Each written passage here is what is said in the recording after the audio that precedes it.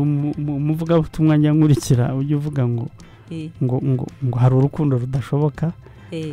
agatanga urugero ngibaza ukunze umugore w'umugabo urwo rukundo umukunda ntirushoboka uramukunda nyine ariko ni umugore w'umugabo yego cyangwa umugabo w'umugore cyangwa numva ko byakwiye no kubana ibaze gukunda umwana n'urukundo rudashoboka icyo gihe rero ureba nk'uko wavuga ngo rujyaho rushatse icyo gihe uraruyobora ukavuga uti warayobye turukundo rero waranshuti urayoba uzagaruke niba ufite 15 ukabukunda 20 ni urukundo rudashoboka nkaba nasaba ko bakwiye gutekereza kabiri igihe yumva ko akundana n'umwana ukiri munsi y'imyaka 18 kuko amaherezo yabyo aho byagenda hose amaherezo yabyo barigereza so kubatera ubwoba ni kwa amategeko ameze kuvuga ngo iyo mibanire ye amategeko ntabyemera kandi na societe ubwayo nubwo bamukingira ikibaba 3-4 biba bizarangira n'ubundi biramutse bimenyekanye bikarangira usanga ubuzima bwe nawe ubwe yarabushyize mu kaga kuko ntacyo yakwireguza.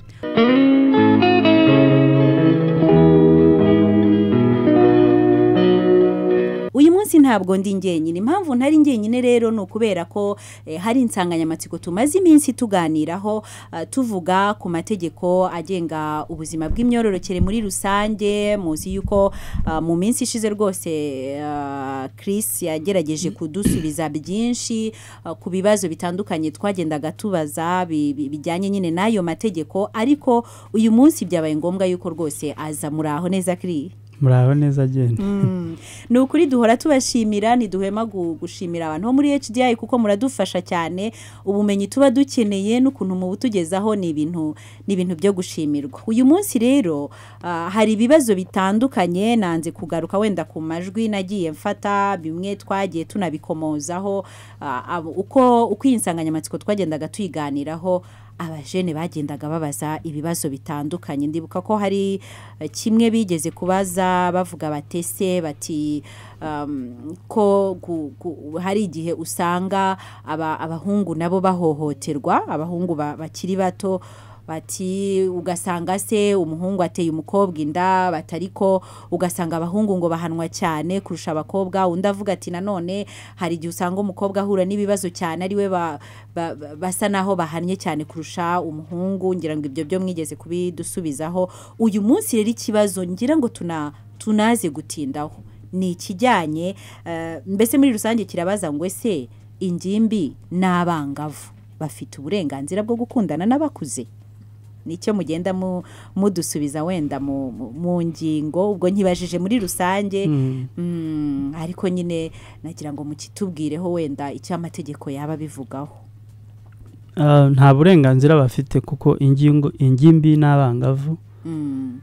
benshi baba bagifatwa nk'abana umuntu wese ukiri munsi y'imyaka 18 hari iby'amategeko abatamwemerera ko yakwifatira ibyemezo bibayemo rero hagiyemo ibyo byo gukundana biba bigoye kenshi keretse abaye akundana n'uwo bangana numva ko ariho bishobora gushoboka ariko umuruta urengeje imyaka 18 cyangwa 18 kuzamura 20-25 icyo gihe amategeko abifata nk'icyaha kubera ko biba iyo mikundanire yabo ibiri buganishe ko azakorwa icyaha cyo gusambanya umwana akenshi nzi ko ariho ingimbi n'abangavu baba basa n'ababiganisha. Iyo deba rero irahari cyane muri societe ariko tureba icyo amategeko ateganya nubwo wajya no mu buzima busanzwe biba bigoranye kuko umuntu wa 17 na 21 ni ikibazo ndagira ngo mukanya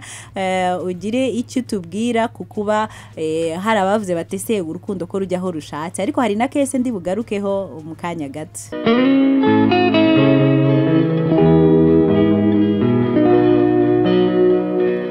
Jane Wimana muri kuganira turi kumwe na Chris ni umunyamategeko wo muri HDI Rwanda nkwibutse yuko ikiganiro kumbe ukigezwaho na Radio Kiss FM ku bufatanye na HDI Rwanda bafite byinshi badufashamo cyane cyane rero ibijyanye no gutanga ubumenyi cyane cyane ku rubyiruko nk'iki kiganiro kibereyeho wowe mujene uduteza amatwi aka kanya turi kuganira kugira ngo nawe ugire ubumenyi ubasha kwiyungura. Hari ikibazo rero rwose cyavutse tukijyaho impaka ndavuga nti icyo rwose ntacyo nagisubizaho ni ngombwa yuko umuntu usobanukiwe kundusha agira icyo akivugaho. Barabajije ngo ese ngo ko urukundo rujya aho rushaka ngo ubwo ngubwo babihuza bate n'imyaka. Urukundo kujya aho rushaka koko nibyo ariko hari ibintu sosiyete ramabwiriza hari umurongo ngenerwaho sosiyete barumvikanye kugira ngo n'urwo rukundo nubwo rwajya aho rushaka hatazabaho guhohoterana hatazabaho kuba habamo ubusumbane mu mibanire y'abantu. Gukundana mu by'ukuri kw'ingimbi n'umwangavu ku muntu mukuru urengeje imyaka 18 cyangwa ufite imyaka y'ubukure twakabaye tuvuga ko ntacyo bitwaye muri sosiyete kuko ubundi urukundo ni rwiza. Ariko ikibazo cy'urukundo nibaza barimo kwibaza aho ngaho ni rumwe ruzabashora mu mibonano mpuzabitsina bibaye atari ukubashora mu mibonano mpuzabitsina. Ntabwo nakwibaza ko umuhungu w'imyaka 21 aramutse akunda umukobwa w'imyaka 17 nta muntu wawe wigeze ahanirwa ko akunda undi. Gukunda ubundi si icyaha, gukunda si icyaha pe. Hari mu mategeko bwo kubyerekana nicyo kibazo. Sinzi no kubyerekana niba babaye uburyo bwo kubyerekana hari bugeme kugirana imibonano mpuzabitsina ibyo byaba ari icyaha ari imbere y'amategeko ko amategeko ateganya ko cyitwa icyaha cyo gusambanya umwana. Ariko mu buryo busanzwe mu mibanire y'abantu mu buzima bw'imyororokere umuhungu wa 20 cyangwa se umukobwa ufite 25 agahunga umuhungu agakunda umuhungu wa 17-16 ku buryo imibanire yaba hari urukundo rusanzwe muri rusange ntacyo bitwaye. Reka bavuga urwo guteretana urwo guteretana tukabice ku ruhande kuko nabajene tuba tuganira kandi barerura bakavugisha kuri nk'ubwo nagira ngo ngaruke kuri case yabaye ku cyumweru gishize rwose muri quartier y'iwacu igacuriro. Hari ababyeyi bari bagiye gushakisha umwana wabo w'umukobwa bari bamaze iminsi bamubuze kumbe yagiye gusura umuhungu yigumirayo kubera yuko bajyaga bamubuza bamubwira ati uriya muntu n'umuntu mukuru ntabwo ari ibyo rwose ntibikwiriye. Arangije umukobwa aragenda baramubura bagomba kwifashisha abashinzwe umutekano baragiye koko bamusanga ku muhungu biba ngombwa yuko bamujyana muri RIB. Ntago nongeye gukurikirana ngo menye uko byarangiye ariko urumva umukobwa yari afite imyaka 15 umuhungu afite imyaka 24. Ndagira ngo mukanyuze kutubwira kuri icyo kintu rwose.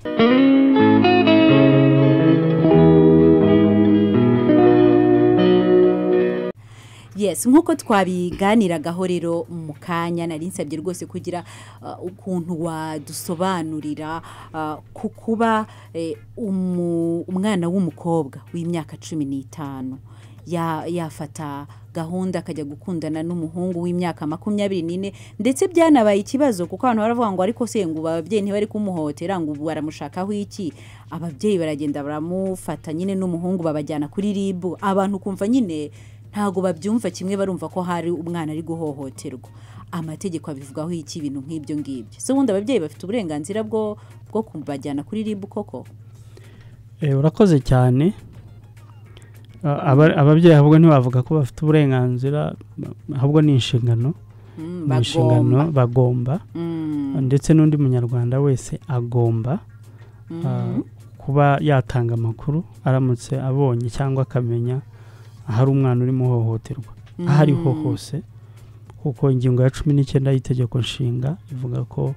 abanyarwanda ndetse na leta twese dufite inshingano zo kurinda umwana ihohoterwa iryo ari ryo ryose.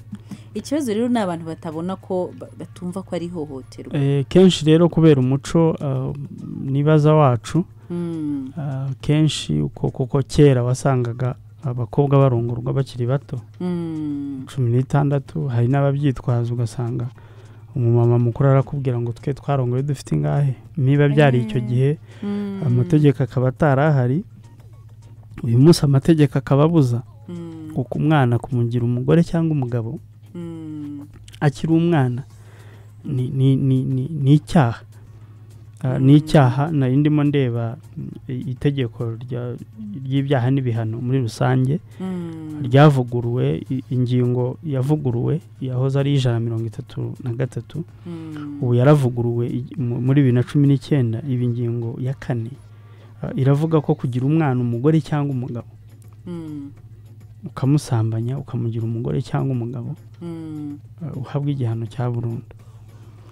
Ubwo uwo musore afite ashobora guhabwa ubwo nibamurega ko yagize umwana umugore azahabwa burundu kandi idashobora kuba yakoroshywa kubw'impamvu z'inyoroshya cyaha. Urumva rero ni igihano gikomeye ku buryo ni nacyo gihano cya nyuma tugira mu Rwanda burundu idashobora kugabanywa ku mpamvu z'inyoroshya cyaha. Ukumva rero ko ari ikintu gikomeye abanyarwanda bakwiye kumenya muri sosiyete nyarwanda muri rusange. Kandi amategeko sinibaza ko bazagenekereza ngo bavuge ngo yamugize yenda umugore iminsi 3 cyangwa 4 apfa kuba yaragiyeyo akamwemerera. Urumva hari igihe bashaka kureba kuko ni gake bazareba ko umwana yananiranye umuntu ukiri munsi y'imyaka 18 ku buryo wavuga ngo yarananiranye bigera naho aza kukwishyingiraho nawe uremera urashyingirwa ubana nawe ukavuga ngo niba ufite urukundo ngo agukunze bikabije ibyo bintu urabizira harababivuze mu kiganiro mu mategeko ntago abyemera. Igihe rero amategeko atabyemera kenshi nagira inama abo bahungu abo bakobwa ko igihe cyose ubona uri mu myumvire cyangwa se urimo kunana n'umwana uri munsi y'imyaka 18 ukaba wumva ko mugiye kugirana imibonano mpuzabitsina cyangwa indi mibanire ushatse wahunga hakiri kare kubera ko burimo kugana mu kaga. Reka noneho mu kanya gato ugira icyo ubwira n'abo bana kuko nabo baravuga da.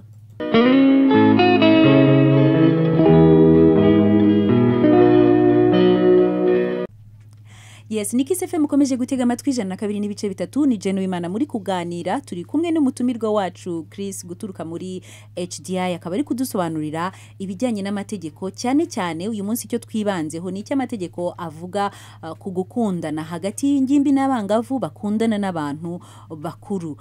Wari uri muvuga uti bari abantu bakuru baba bagiye mu byo gukundana n'abana uti bashatse bahunga babonye abana babakunze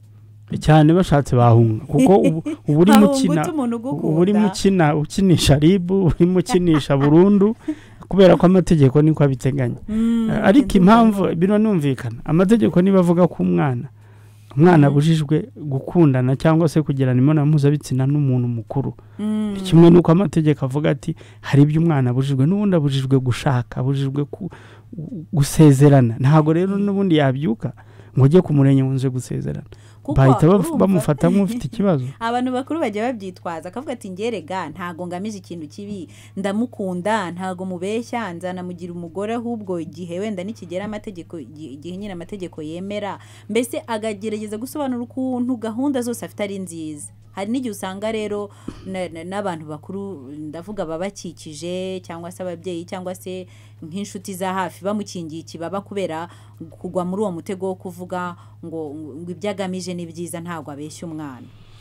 Aba ari ikibazo kubera ko sosiyete yanabikora ikaba yamukingira ikibaba mba ngira ngo mbabwire ko bose baba barimo gukora icyaha kuko leta yahagurukiye ikibazo cyo gusambanya abana yahagurukiye ikibazo cy'abantu bafata abana cyangwa bakabagira abagore cyangwa abagabo kubera ko nibo bana nibo mbaraga z'igihugu z'ejo. Uribaza umuntu w'imyaka 16 ufasha ukagira umugore icyo gihe abagiye kuzafata ibihe byemezo nawe yarakirimo kurerwa. Nanone nizango uzumva nubwo bamureka nubwo yabayo ngo akazageza iyo myaka yo gusezerana niba nk'uwo wa 15 agiye kugira ngo azasezerane amategeko avuga ko ari imyaka 21 ubwo azaba yubatse imyaka 5 yose ategereje kuzasezerana kandi ugiye kumugira umugore urumva icyo gihe atabaye yamaze ahubwo no guhanwa. Nicyo mvuga ngo ugiye kumugira umugore ahubwo yakabaye ari umubyeyi ugiye no kumugira umugabo amuruta yakabaye amufasha kumurera nkumva ko aramutse amuhungiyeho akamubwira ko amukunda ari uwo mugabo cyangwa ari uwo mugore ari uwo musore cyangwa umukobwa yakwiye kugira umwana inama akamubwira ati dore rero genda kuze ufite imyaka 15 mfite imyaka 24 ari mu rwego ruri biologike ufite 15 nta rugo wakubaka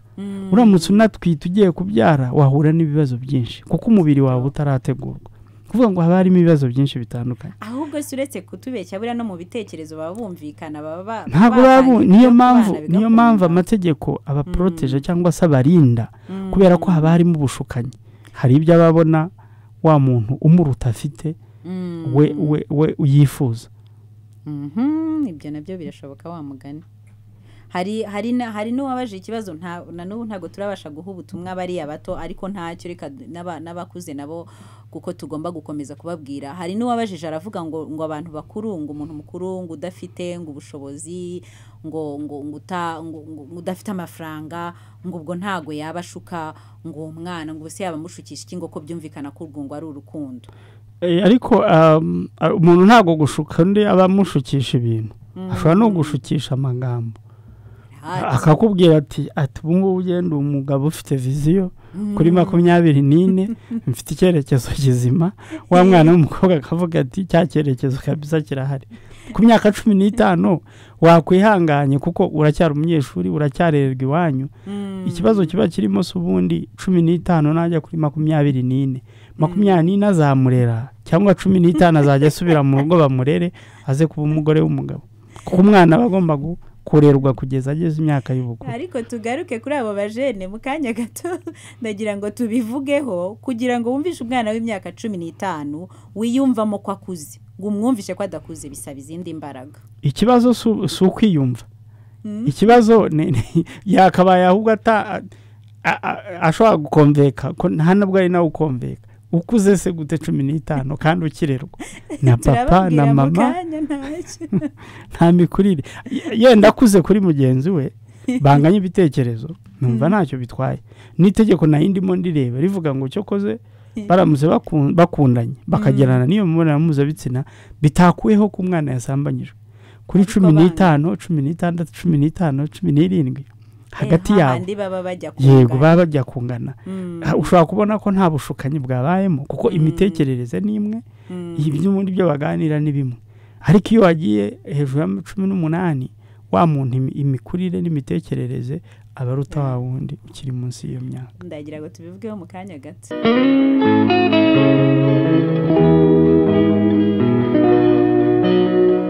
Jeno Imana muri kuganira ndi kumwe na Christopher Sengoga kabari munyamategeko muri HDI Rwanda arimo aradusobanurira kiri mu kanya rwose hari ibintu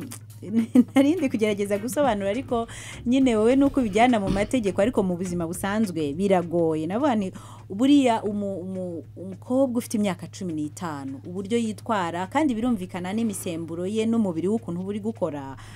yewe n'ibitekerezo abatekereza ahazaza he yumva mbese yaratangiye gupanga imishinga y'igihe kirekire yumva yaratangiye kwiyumvamo ko ari umuntu w'umudamu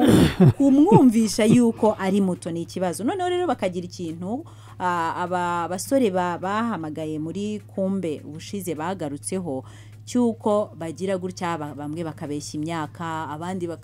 bakajijisha abo bagabo icyo kintu sinzi ukuntu abo bantu bakuru tutaranagera kuri abo bato bazajya bakivumbura ukuntu bazajya babyitwaramo rwose ariko bigaragaye ko yari afite 17 yenda akabeshya umusore wa 24 n'ingate mfite 19 urumva umukobwa nubwo ari umwana ariko biba byagiyemo ikibazo cyo kuriganya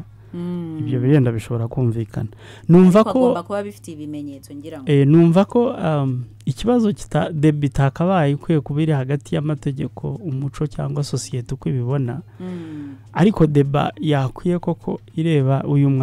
muntu uri mu kigero cy'ubwa adolescent ari ingimbi ari umwangavu imikurire ye ababyeyi bakamuganiriza abarimu bakamuganiriza n'undi muntu muri societe guhura n'uwo mwana ukamubwira uti koko nkuko wabivugaga bayumvamo ko agiye ku mudamu natwe twigeze kubiganiraho ariko ukareba umuntu wiyumva 15 ugiye kuba umudamu wandi umudamu urerwa se wamubonye he nta muntu urerwa nawe warera nayo mpamvu muri iyi minsi abanyarwanda bafite ikibazo kitwugarije cy'abangavu batwite babyaye bafite 15 16 nabo bagatangira kurera ni ukuvuga ngo nubwo atacyonka 16 ariko arimo aronsa kandi nawe uramurera uramwishyurira mituweli amashuri uracyayariha uracyamukurikirana kandi nawe afite uwakurikirana ugasanga bisubiye kuri wa mubyeyi nyirakuru cyangwa sekuru wa mwangavu wabyaye kuko arakurikirana abana babiri noneho hari n'uwe yabyaye umwuzukuru uzi ko abenshi usanga bari abana babuzukuru nabo babita mama kubera ko babumva nyina nawe yita nyirakuru nyina nyine kubera ko nyina bahamagara ngo mama ugasanga n'umwuzukuru nawe arahamagara ngo mama aho niyo ikibazo kiri none hibaza umuntu ugihamagara mama mu rugo bakimenyera byose nawe arahambiriye aragengwa agiye kuba umugore w'umugabo afata ibyemezo hazabyare nkeka ko akenshi ibyo bintu baba babitekerezaho kutabitekereza ni uko ari abana niyo mpamvu bakeneye kurerwa niyo mpamvu leta ihari kurera no gushyiraho umurongo ngenderwaho n'amategeko kugira ngo abuze ushobora gushaka kwitwaza ubujiji no kutamenya no kutagira amakuru kw'abo bana kuba bakumva ko basanga abagabo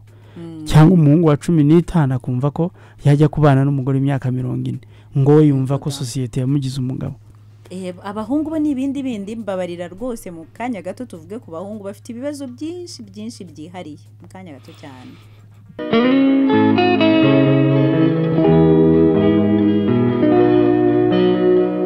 W'Imana muri kuganira turi kumwe n'umutumirwa wacu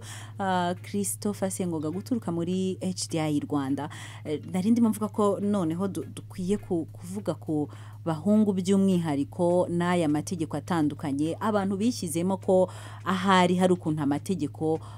akandamiza abahungu akaba arengera hari abakobwa kurushaho ugasanga ingimbi ntago bumva yuko ngira ngo hari bumva ko amategeko atabareba n'uwahohoterwa ntago ababyumva abo bantu nabo sinzi wenda niba nta butumwa bwihariye mwabagenera usanga rero none iyo bigeze mu gukundana ahubwo abayumva ari ikintu kidasanzwe mbese yabaye umuntu w'umugabo ku buryo nawe burya hari n'inshuro nyinshi usanga afite bikorwa n'aba muri 16 17 babandi bamaze kugira ibizigira binini bafite igihagararo nyine yumva ko ari umusore nawe akagira cyo rwose akabeshya ushobora gusanga n'uwo mukobwa w'imyaka 20 ntacyo yarabiziho akaba yaramwumvishije ukuntu rwose ari umusore nyine ari umuntu mukuru birashoboka cyane akenshi ni ukuvuga ngo ibibazo sosiyete bihanganye nabyo ni ibibazo byo guhindura umuco no kurebera hamwe uburyo ingimbi n'abangavu barindwa cyane cyane ihohoterwa rishingiye ku gitsina rero ni urugamba leta ibirimo ariko igomba gufatanyamo n'abaturage bose b'abanyarwanda akaba ari nayo mpamvu haba hari inzego zishinzwe gukurikirana umunsi ku wundi amakuru aba yatanzwe n'abaturage kuko iyo urebye itegeko rigena ibyaha n'ibihano muri rusange ndetse ukareba ingingo yahoze ari 133 yavuguruwe ikaba ari ingingo ya 4 ivuga ko ari umuntu wari we wese nta givuga ngo umugore cyangwa umugabo cyangwa umuhungu cyangwa umukobwa umuntu wari we wese wakora ibikorwa bikurikira abakoze igikorwa cyo gusambanya umwana bivuze ngo rero uwo muhungu wa 14 uwo mukobwa cyangwa uwo mudamu w'imyaka 40 nawe yakwiye guhunga kuko ameze nk'aba basore ba 24 barimo kubana n'abakobwa bafite 15 yaba akwiye guhunga kuko abarema kini icyambere buri mukinisha inzego zishinzwe kurinda abana uburimo kinana nabo n'igihano cya burundu burimo kikururira hafi kuvuga ngo bwa butumwa bureba abahungu abasore abagabo n'abagore burabareba kuko hari ikintu rega sinzi ahantu cyaturutse sinzi n'ukuntu cyaje usanga nyine ingimbi cyane yewe n'abasore n'abagabo bari ahantu bishyize sinzi ukuntu bahageze bumva yuko amategeko arengera abandi basa naho atabareba. Biterwa n'umuco na sosiyete ukuntu yagiye irera umwana w'umuhungu ikamubwira ko igihe cyose ari umugabo afashe ibyemezo bya kigabo. Ni nayo mpamvu kenshi iyo umuhungu ateye ingimbi iteye umwangavinda hari igihe umuhungu agera iwabo bakavuga ngo uri umugabo sha ngo watangiye gukora ukiri muto. Ariko ku mukobwa nta n'umwamubwira ngo ngo uri umugore ntibiba, ahubwo baratangira bati ukoze ishyano uzanye ikinyandaro.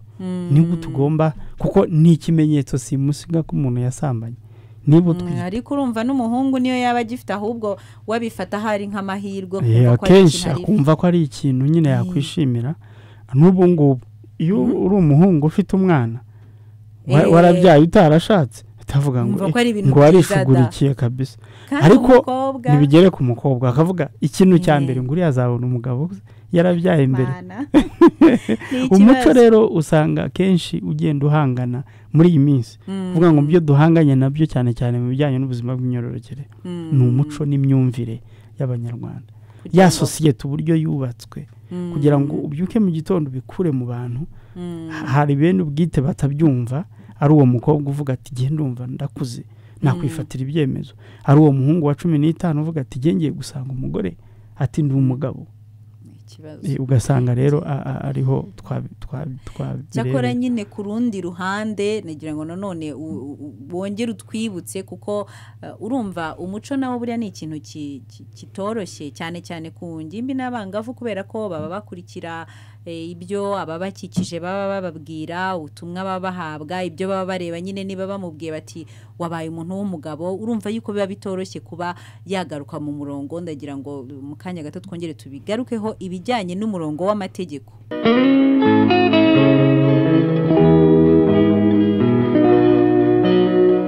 Turi kumwe na Chris ni Jane Wimana muganira ikiganiro nyine ni kumbe uyu munsi twagarutse ku nsanganyamatsiko twari tumazeho ukwezi kose tuvuga ijyanye n'amategeko agenga ubuzima bw'imyororokere hano mu Rwanda. Amategeko atandukanye twagiye tubivugaho icyo amategeko agenda avuga, ariko tugeze ku kintu cyitwa ingimbi n'abangavu gukundana n'abantu bakuze. Aha hantu rwose hatubereye ikibazo kitoroshye kuba twabasha kubisobanurira abantu ku buryo rwose wumvaga ariho ibibazo bigenda bigaruka nuko wenda Chris ubushize tutabashije kuganira nyine ngo mutubwire icyo mubivugaho. Bari babaje ibibazo bitandukanye wumva ko bigenda nyine bigaruka kuri icyo kintu batacyumva neza. Hari ikintu rero wari ukomojeho kijyanye n'ukuntu umuco ufite imbaraga ariko n'amategeko arahari. Ubuse twakora iki koko tubigenze gute sabo bajene bo babyitwaremo bate cyane cyane izo ngimbi n'abangavu wenda tuba ari bo duha ubutumwa kuko ni nabo urebye ahanini bumva kumbe badukurikiye cyane kugira ngo nibura babashe kumva yuko amategeko anakomeye kurusha umuco. Numva ko baganirizwa kuko ibyo bibazo byose ugenda ubisanga mu ngimbi n'abangavu batigeze bagira amahirwe yo kuganirizwa n'ababyeyi ngo bababwize ukuri. Amubwira ati se koko urabona iyo mikundanire yawe nubwo bwabo baba bakundana ari bato, babaza uti mubona iyo mibanire yanyu iri bubajyane mubona iganahe, mubona igamije iki, mubona se murimo mugana hehe, amaherezo yanyu ni ayahe. Ubuhamye buto mama yigeze kugira ikiganiro kimeze gutyo. Hari umuhungu twakundanaga yari afite imyaka ngira ngo ni nka 16 17, amubaje icyo kibazo umuhungu ntiyongeye kumvugisha. Mpita mbona ko rwose buriya kuganira n'umubyeyi bifite akamaro cyane. Ni nacyo izo ngimbi babura n'icyo abo bangavu babura akenshi kuko iyo nuzabona abana ingimbi n'abangavu barezwe neza abafite intumbero y'ejo hazaza. Biriya barimo biba ari ibintu arimo atekereza akabitekereza nk'ibintu bizaba ari ibitangaza, kandi mu mibanire y'abantu nta bitangaza bibamo. Ni commitment no kwiyemeza. 15 wiyemeza iki se? Ababyeyi barakiyemeza kukurera nawe ukiyemeza kujya kubana n'umugabo ngo kujya kuba umugore numva ko ahantu bipfira ni ukutaganiriza abana ngo baganirize ingimbi n'abangavu bababwize ukuri bagira intumbero y'ejo hazaza habo avuga ati ngiye kwiga ndangize segonderi nzige muri kaminuza cyangwa se sinzajya muri kaminuza nshaka kuzakora ibi n'ibi nkore cyangwa njye mu mashuri y'imyuga cyangwa se ntangire nkorera amafaranga ku myaka 17 18 ariko baba batekereza nk'aho urugo ari ikintu cyiza cyane ntago ari kibi ntago urugo ari rubi ariko urugo rw'imyaka 15 urukiri umwana ubwiza bwarwo sinzi ko meze bayimanura ko ndumva zitari bupfe kurangira none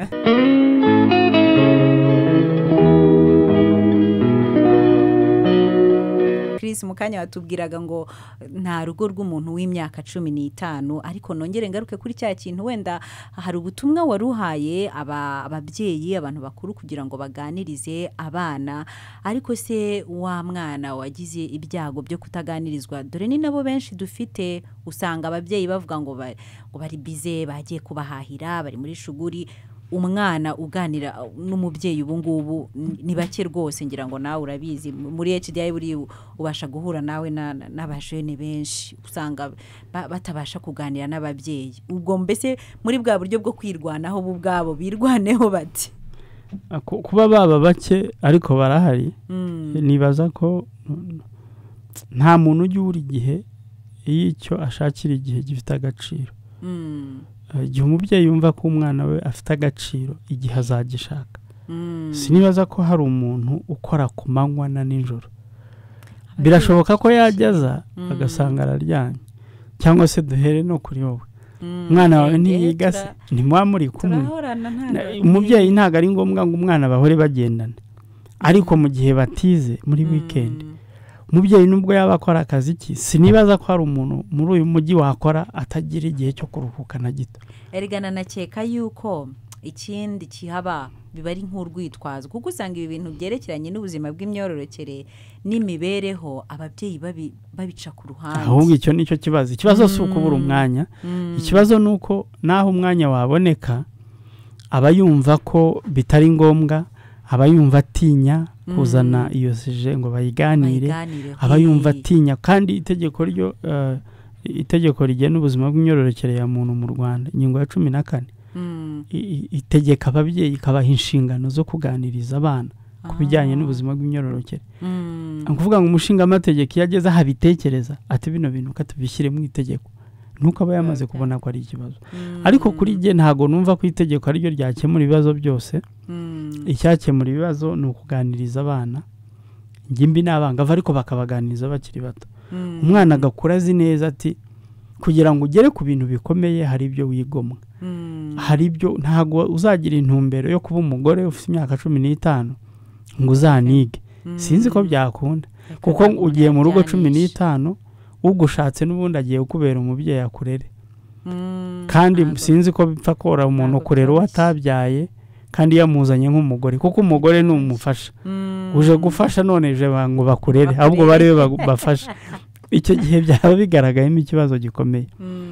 numva rero ari ukuganiriza ingimbi n'abangavu hakajya byanashoboka hakabaho ibiganiro byimitse mu mashuri kuko ushaka gusanga benshi batari kuri Kiss FM abariho umubare yego ni munini ariko si igihugu cyose hakabaho kuganiriza abana mu mashuri bakababwiza ukuri bakabereka umurongo w'ubuzima ku buryo akura avuga ati byibuze reka nzakundane mfite 19 aharaho 19 18 napfa kwifatira ibyemezo ingaruka nkazibona nkanazirengera ariko 15 n'ubundi ingaruka azagira umubyeyi niwe uzazirengera uwo musore wamushutse ejo namara kumutera inda azahita amubwira ati taha nta sezerano tunafitanye niba nta sezerano rero aha atari isezerano amarangamutima igihe cyose y'umuntu arahinduka niyo mpamvu amategeko abaho ngo amarangamutima yawe naramuka ahindutse amategeko avuga ati ariko biriya bintu wabyiyemeje amarangamutima ameze neza ahite akubana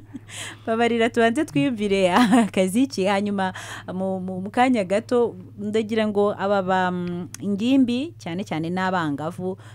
tubahe umwanya wo kugira ngo nyine tubagenere ubutumwa kuko niba afite amahirwe yo kumva kumbe ayo mahirwe tugerageze kuyabyaza umusaruro.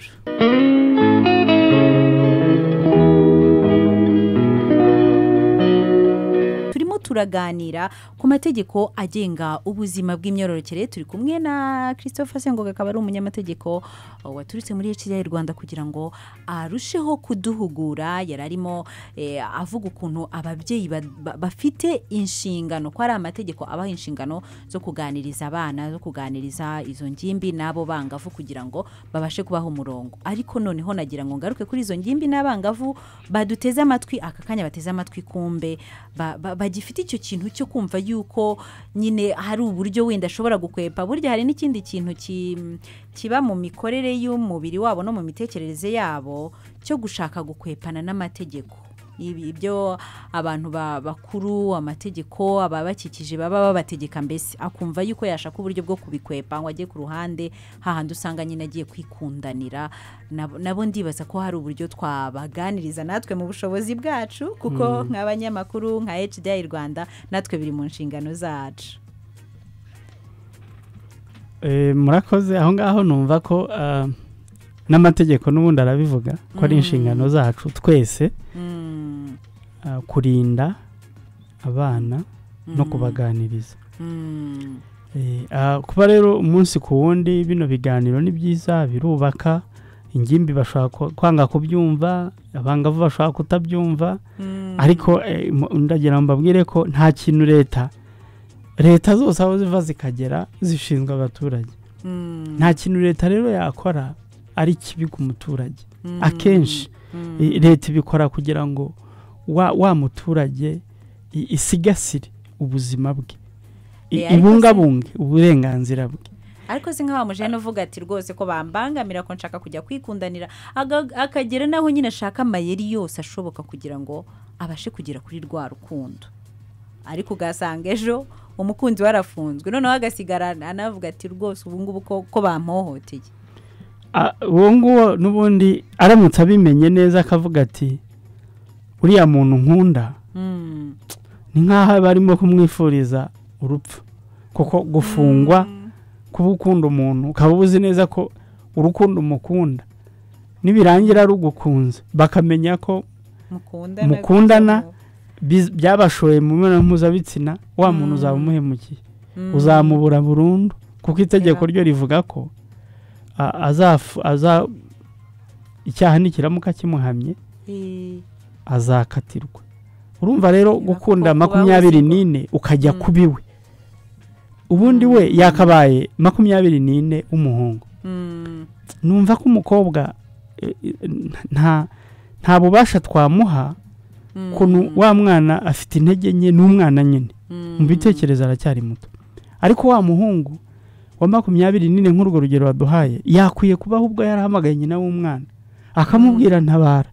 uyu mwana wawe ibi bintu birarangirira he muri gereza. Ariko nge mise nikira mu mwanya wa mwana, tuvuge nk'ubu uyu mukobwa byabayeho ubuzima agiye kubaho, avuga ati hari umuntu nafungishije, hari umuntu natumye ajya muri gereza kandi urimo bya burundu. Ese ubu ubuzima bwe buzakomeza neza? Icyo nacyo no kukibaza. Ntabwo buzakomeza neza, nawe bakeneye kuganirizwa, ariko byakabaye byiza aganirijwe mbere, kubera ko kudakomeza neza ni ingaruka z'ibyakozwe. Ariko uruhare runini ruri kufite imyaka y'ubukure, kubera ko impamvu yakuze akagira imyaka y'ubukure ni ukugira ngo afashe abana, abagira inama. Uwo rero wakabaye ufasha leta n'ababyeyi kurera, ni wowe umugize umugore,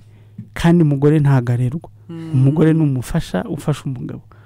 None wo muhinduye umugore abenshi wenda kuko baba n'ubundi amategeko ntabemerera, hari n'igihe baba badafite ubushobozi, kandi nyine n'abamukikije ntago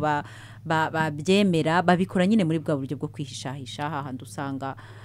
iyo nyine bavumbuwe bitera ibindi bibazo, ugasanga bitakabaye bigera naho ngaho hose. Ndagira ngo mu kanya gato dukomeze tubiganireho.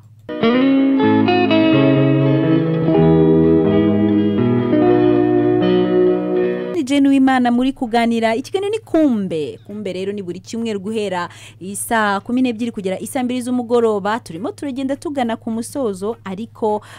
kubera ko twagize amahirwe yo kuba turi kumwe n'umutumirwa Christopher Sengoga turutse muri HDI Rwanda, twagira ngo rwose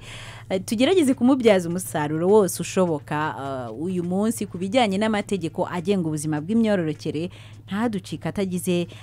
inama yatugira, kuko hari ibintu byinshi twagiye tuganiraho, ariko kumva tugeze hagati tubaye stack